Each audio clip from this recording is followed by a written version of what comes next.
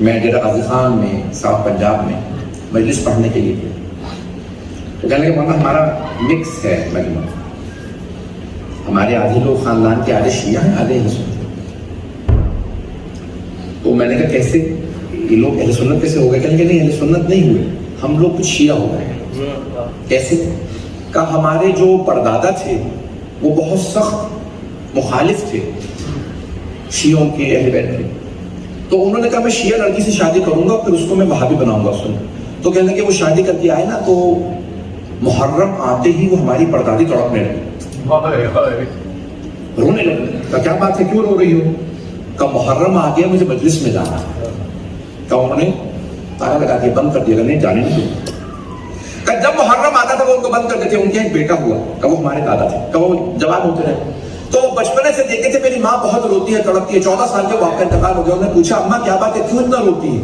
کہ بیٹا تجھے نہیں پتا رسول خدا کے نواسے تھے نام حسین، انہیں بڑی بے دردی سے کربلا میں ذبح کر دیا۔ کہ اماں آپ اتنا تڑپتی کیوں ہیں، روتی کیوں ہیں؟ کہا بیٹا میں مجلس میں جانے کے لیے روتی ہوں۔ کہ ہمارے دادا ہماری اپنی والدہ کو مجلس میں لے گئے، کہ میں یہاں شیعوں کے امام مالکہ کہاں پہ لے جاتا ہوں؟ کہ وہ لے کے گئے، جب لے کے گئے نا تو کہنے لگے وہاں پہ پردہ ابھی بھی برقع بہت اسٹرکٹ ہے، تو کہنے لگے برقع لے رکھا تھا ہماری پردادی نے، بس کانوں میں آواز آئی مولا حسین کی مجلس کی، کہ وہیں سے انہوں نے سڑک سے رونا شروع کر دیا، ہائے میرے مولا، سرائے کی زندگی میں رونے لگی اور اونچی اونچی کہنے لگی ہائے میرے مولا حسین۔ کہا انہوں نے کبھی ایسا روتا نہیں دیکھا تھا۔ کہا اماں یہ کیسے رو رہی ہیں؟ کہا بیٹا تجھے نہیں پتا، تو نہیں سمجھ سکتا مولا حسین کون، بیٹا تو نے کبھی مجلس نہیں۔ کہا میں اندر نہیں گیا، میں باہر بیٹھا رہا ہوں۔ کہا وہ کہتے تھے ہمارے دادا کہتے تھے میں اندر نہیں گیا، میں باہر بیٹھ کے رونے لگا، باہر نہیں رویا، اندر نہیں میری ماں۔ جب واپس آئی نا تو میں نے دیکھا میری ماں کی آنکھیں سرخ ہیں، چہرہ سرخ۔ کہا اماں میں نے آپ کو اپنے ماں باپ پہ بھی کبھی اتنا روتے نہیں دیکھا، کیوں اتنا رو رہی ہیں؟ کہا بیٹا کیسے بتاؤں، حسین کتنے پیارے تھے جناب سیدہ، رسول خدا انہیں آغوش میں لے کے کتنا چومتے تھے۔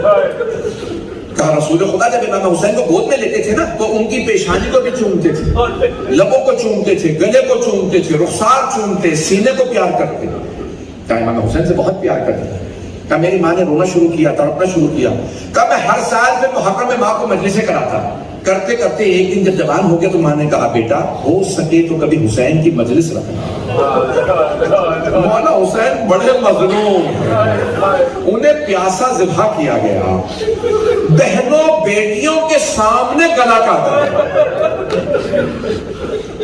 کہا جب میں نے اپنے سارے خاندان کو بلایا، کہا میں مجلس رکھنا چاہتا ہوں، کہا میرے سارے خاندان کے لوگوں نے خبردار مجلس نہ رکھنا، اگر مجلس رکھو گے تو شیعہ ہو جاؤ۔ کہا میں وعدہ کرتا ہوں میں کبھی شیعہ نہیں ہوں گا لیکن مجھے مجلس کرنا۔ کہا مجلس شروع کی تو وہ ہمارے دادا شیعہ نہیں ہوئے لیکن سارے خاندان کے آدھے لوگ صرف مجلس سے شیعہ ہوئے۔ اب کہا ہمارے خاندان کے لوگ جو شیعہ نہیں ہے نا وہ بھی مجلسوں میں آتے ہیں، لوگ مجھ سے ملے آتے ہیں، ہم کہا ہم شیعہ نہیں ہیں، ہم ہاتھ باندھ کے نماز پڑھتے ہیں لیکن ہم امام حسین کی مجلس میں آتے ہیں۔ میں نے پھر جب دیکھا تو لوگ اس طرح سے روتے تھے، مجلس ہو رہی ہے، جب میں نے مسائل شروع کیا تو امام حسین کا صرف نام آتا تھا، میں کہتا تھا نا جب بھی کہ امام حسین، تو وہ سب اونچی آواز سے رونے لگتے تھے جیسے انہیں احساس ہے حسین کون۔ آئیں ذرا چلیے ایک بہن کو پرسہ دیتے ہیں ان کے بھائی کا۔ ایک مرتبہ مولا حسین خیمے میں آئے اور آنے کے بعد مولا سجاد کا دایاں بازو پکڑا اور دایاں بازو پکڑ کے کہنے لگے اے سید سجاد اسرار امامت سونپنے آیا۔ مولا سجاد نے آنکھیں کھول کے اپنے بابا کو دیکھا، جب دیکھا نا بابا سر سے لے کے پاؤں تک لہو لہان ہے، خدا کسی غیرت مند بیٹے کو ایسا وقت نہ دکھائے۔ تو مولا سجاد نے تڑپ کے سوال کیا این این عمی العباس، بابا میرے چچا عباس کہاں؟ بابا یہ آپ نے کیا حالت بنا رکھی؟ بابا اتنا آپ کے جسم پہ زخم۔ تو ایک مرتبہ مولا حسین علیہ السلام نے فرمایا قد قتل، آپ کے چچا مارے گئے۔ پھر ایک مرتبہ جناب سید سجاد نے سوال کیا این این اخی علی الاکبر، بابا میرا بھائی علی اکبر کہاں؟ اب مولا حسین نے یہ نہیں کہا کہ آپ کے بھائی بھی مارے گئے، اب فرمایا اے سجاد کب تک پوچھتے رہیے گا، میں کب تک بتاؤں گا، بیٹا مردوں میں یا آپ باقی ہوں یا کچھ دیر کا مہمان میں باقی ہوں۔ اجرکم اللہ، اجرکم اللہ۔ بس ایک جملہ پیش کروں گا، مجھے معاف کیجئے گا، آج مرحومہ زاہدہ کی مجلس ہے نا، تو آئیں جناب زینب کے دو جملے پیش کر دوں گا، ودائی کے جملے پڑھنا چاہتا ہوں جناب زینب کے۔ جانتے ہیں یہ ودائی کیسی ودائی ہے؟ شیخ یحییٰ یثربی، عبداللہ شیخ یحییٰ یثربی فرماتے ہیں کہ جب حرم امام حسین کی صحن میں مجلس ہو رہی تھی، ایک مرتبہ جب مجلس ختم ہونے لگی، کوئی مسائل پڑھنے لگا تو اندر سے کسی نے کہا میں آیا نہیں ہوں، مجھے بھیجا گیا۔ اندر حرم میں جناب سیدہ موجود ہے اور وہ فرماتی ہیں کہ محمد باقر مجلسی سے کہو کہ مجھے میرے بیٹے حسین کے، میری بیٹی زینب سے ودائی کے مسائل سنا۔ جناب سیدہ کو اپنے بیٹے کی اپنی بیٹی سے ودائی کے مسائل پسند۔ آئیں بھی آخری جملے پیش کر رہا ہوں، ودائی کے مسائل۔ آئے جناب سید الشہداء اس خیمے میں جہاں جناب زینب کبریٰ تھی، تو علماء نے لکھا جناب سید الشہداء نے جب ساری بیویوں کو دیکھا تو کچھ دیر کے لیے خود ہی رونے لگے، جانتے ہیں اب ان کی چادریں چھین لی جائیں گی، انہیں کوفہ و شام کے بازاروں میں لے جایا جائے گا، شاید کسی چھوٹی بیوی کو دیکھ کے سوچتے یہ ہوں گے اسے دباتے لگیں گے۔ حضرت اللہ، حضرت اللہ، کوئی رونے میں وہ ختم نہیں۔ آخری جملے پیش کر رہا ہوں، مولا نے ساری بیویوں کو دیکھنا شروع کیا، پھر ایک ایک کا نام پکار کے سلام کیا، یا زینب، یا ام کلثوم، یا رباب، یا رقیہ، ایک ایک بیوی کا نام لیا، یا سکینہ، ایک نام لے کے فرمایا علیکن منی آخر السلام، میرا آخری سلام قبول کیجیے۔ سوال کروں آپ سے، اگر مولا حسین فرما رہے ہوں میرا آخری سلام، اب سوچئے بیویوں پہ کیا گزر رہی ہے۔ آخری سلام یعنی اب مولا حسین واپس نہیں آئیں گے، اب واپس نہیں آئیں گے۔ ایک مرتبہ ساری بیویاں تڑپنے لگی، ہلکا باندھا، سب اونچی آواز سے رونے لگی، لگ رہا تھا جیسے سید الشہداء کا جنازہ۔ اجرکم اللہ، اجرکم اللہ۔ بس میں نے تمام کر دیا، آخر دو جملے سن لیجیے گا۔ بہن کو پیار کیا اور پھر ایک ایک بیوی کو جناب زینب کو سونپا، کہا زینب میں نے ام کلثوم کو آپ کو سونپا، میں نے سجاد کو آپ کو سونپا، میں نے رقیہ کو، پھر آخر میں ایک چھوٹی بیوی کا نام کہا میں نے سکینہ کو آپ کو سونپا۔ اب اگر شام غریبہ میں جناب سکینہ مقتل میں اتر جائے تو جناب زینب رو رو کے کہے گی سکینہ کہاں؟ حضرکم اللہ، حضرکم اللہ۔ بس پھر آخری جملے سن لیجیے، جناب سید الشہداء گریہ کرتے ہوئے خیمے سے باہر آئے۔ مرحوم عبداللہ شیخ جعفر شوشتری فرماتے ہیں، میرے تک دیکھیں گا آخر جملے پیش کر رہا ہوں، جب خیمے سے باہر آئے نا امام حسین علیہ السلام تو نظر یمین و نظر شمال، پہلے دائیں طرف دیکھا، پھر بائیں طرف دیکھا، پھر بڑی حسرت سے آواز دی، او عباس، او علی اکبر، او قاسم، او حبیب، میں نے تم سب کو گھوڑوں میں سوار کرایا تھا لیکن مجھے کوئی سوار کرانے والا تھا۔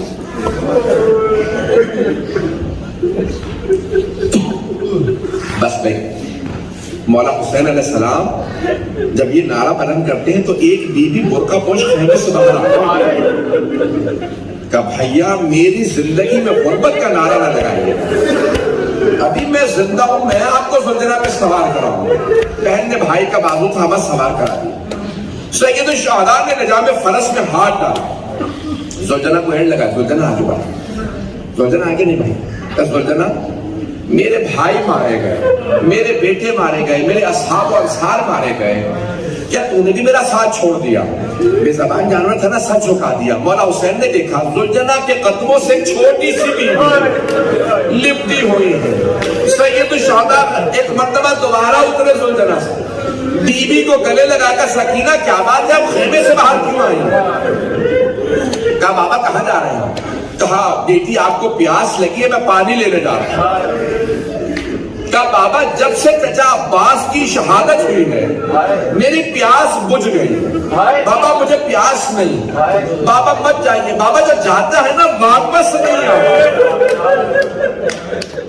سید الشہداء نے بچی کو پیار کیا اور بیوی کو پیار کرنے کے بعد فرمایا کہ بیوی میں نے طفلی میں اپنے نانا سے وعدہ کیا میں ان کے دین کو بچانے کی خاطر جان دے دوں گا۔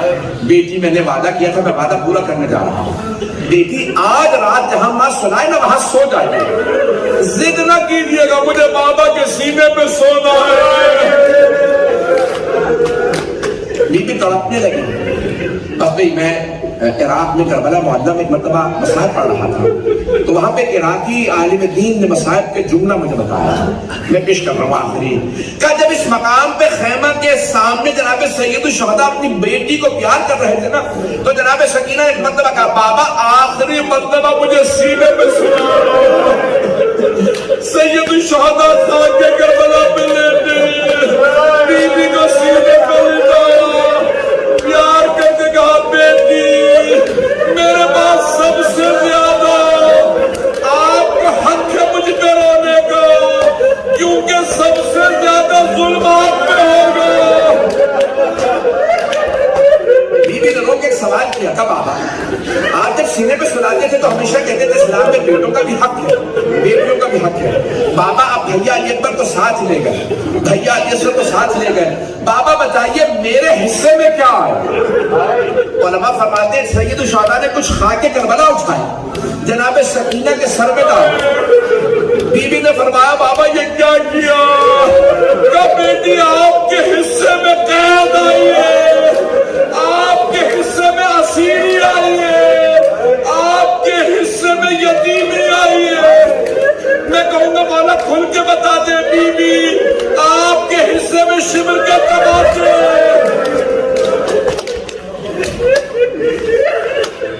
الا لعنت اللہ علی القوم الظالمین وسيعلم الذين ظلموا أي منقلب ينقلبون۔ آئیں بھائی ہاتھوں کو بلند کریں۔ دنیا کی رسم ہے جب کوئی چلا جائے نا کسی کا ماں یا باپ تو بیٹوں کو لوگ گلے لگاتے ہیں، انہیں پرسہ دیتے ہیں۔ آج بھی میں دیکھ رہا ہوں مرحومہ کے بیٹے موجود ہیں۔ آپ نے کہیں ایسا تو نہیں دیکھا کہ ماں یا باپ مر جائے اور لوگ بیٹے کے گلے میں قوم ہاتھوں میں زنجیریں پہنا دیں، پاؤں میں بیڑیاں ڈال دیں؟ پروردگارا کربلا کے مولا سجاد کا واسطہ مرحومہ کے درجات بلند فرما، ان کی قبر کو منور فرما۔ پروردگارا کبھی ایسا نہیں ہوتا کہ باپ کے یا ماں کے جانے پہ بیٹیوں کو تماچے ہیں۔